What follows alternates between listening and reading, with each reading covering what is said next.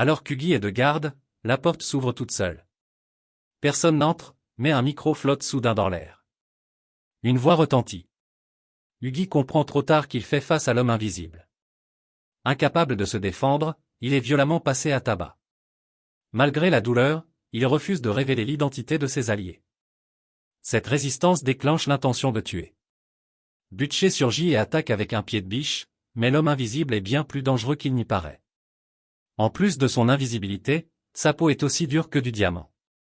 Butcher est projeté au sol, gravement blessé.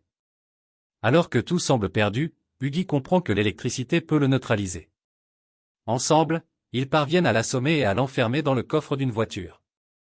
Le problème est loin d'être réglé. Impossible de le tuer. Butcher décide alors de demander de l'aide à Franchi, un trafiquant d'armes du milieu clandestin.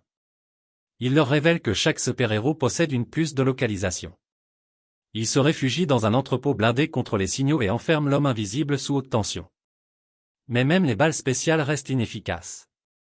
À bout de solution, Franchi a une idée radicale. Il insère une bombe directement dans le corps de l'homme invisible. Sa peau est invincible, mais pas ses organes.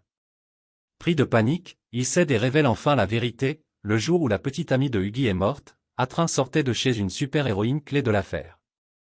Pensant avoir sauvé sa vie, l'homme invisible se trompe. Butcher ne compte pas le laisser partir.